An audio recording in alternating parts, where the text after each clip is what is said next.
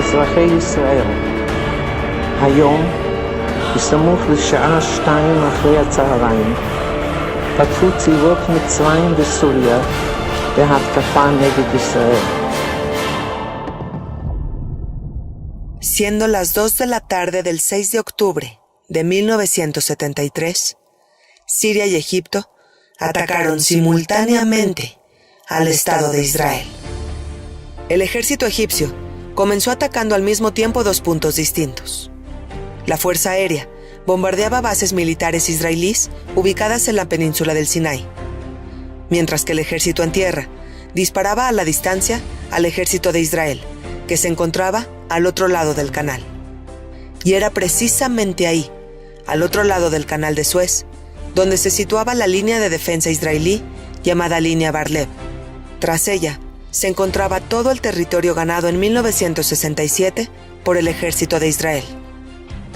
Cruzar la línea Bar-Lev tenía un gran significado para el ejército egipcio, pues representaba el intento por recuperar el territorio perdido.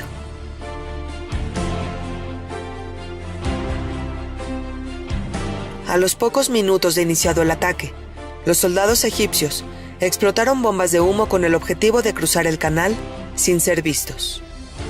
La táctica funcionó, pues con una visibilidad completamente imposibilitada, el ejército israelí fue incapaz de organizar la defensa necesaria.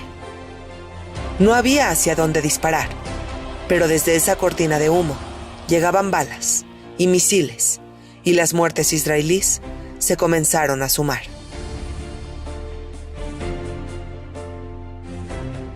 Cuando la línea de defensa israelí estaba considerablemente golpeada, el ejército egipcio mostró su mejor arma: unos enormes puentes PMP de ingeniería soviética fueron lanzados al agua del canal.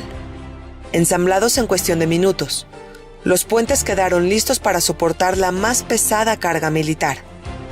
Entonces, como si los tanques flotaran sobre el agua, comenzaron a cruzar el canal. En 10 horas, el ejército egipcio logró construir 10 puentes, que llevaron a la otra orilla del canal 500 tanques con un éxito sorprendente.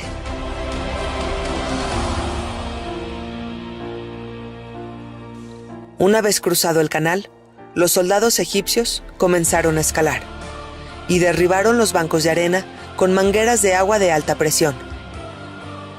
Tan solo el primer día, 60 bancos de arena fueron derribados, cambiando por completo el control de la región. En esa ocasión, la fuerza del agua desmoronando la arena demostró al ejército israelí que haber confiado demasiado en esa defensa había sido un error.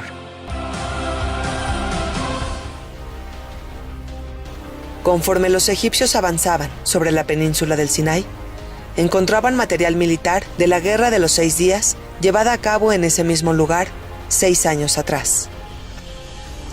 Aquel extenso desierto había sido para el ejército sirio el escenario de su más vergonzosa derrota.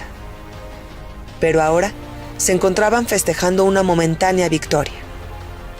Motivados por el éxito obtenido, los soldados egipcios desempacaban sus misiles soviéticos Shager y sin pausa disparaban a los pocos tanques israelíes que valientemente se acercaban asumiendo sus pocas posibilidades.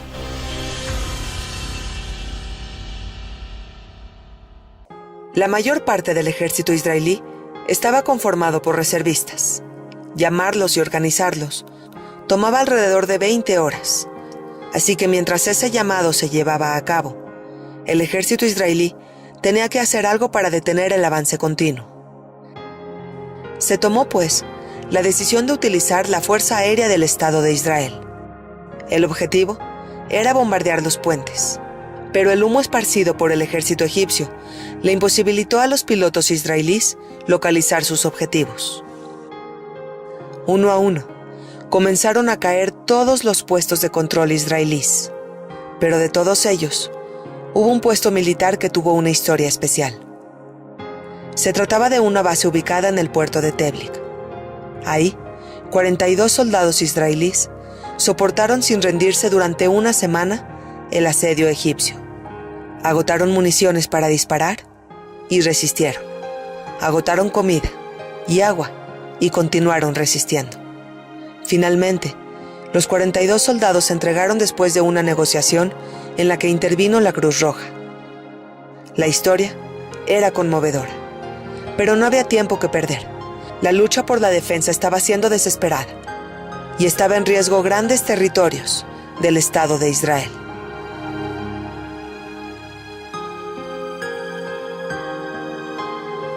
El desastre en el campo de batalla provocó que terribles avisos en hogares israelíes no tardaran en llegar. Los familiares de los soldados del ejército de Israel se comenzaban a enterar de la muerte de sus hijos, de sus esposos, de sus hermanos, de sus seres queridos. Y si hubo algo que colapsó a la población israelí, fueron los entierros masivos, aquellos que se extendieron por todo el país.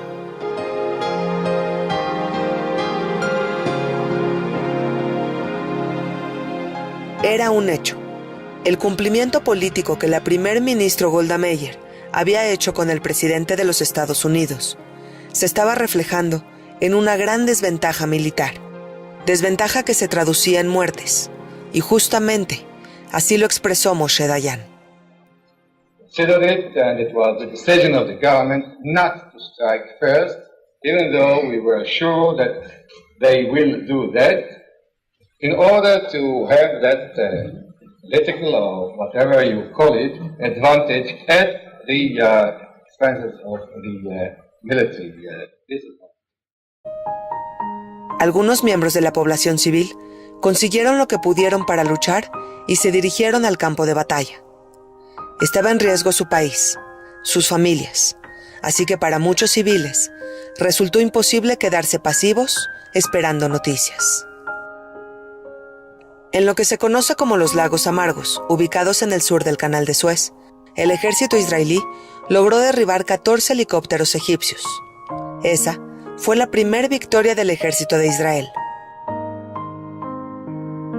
Pero no hubo celebraciones, ni la más mínima alegría, pues había tanta desventaja militar que cada soldado israelí sabía que tenía pocas posibilidades de sobrevivir.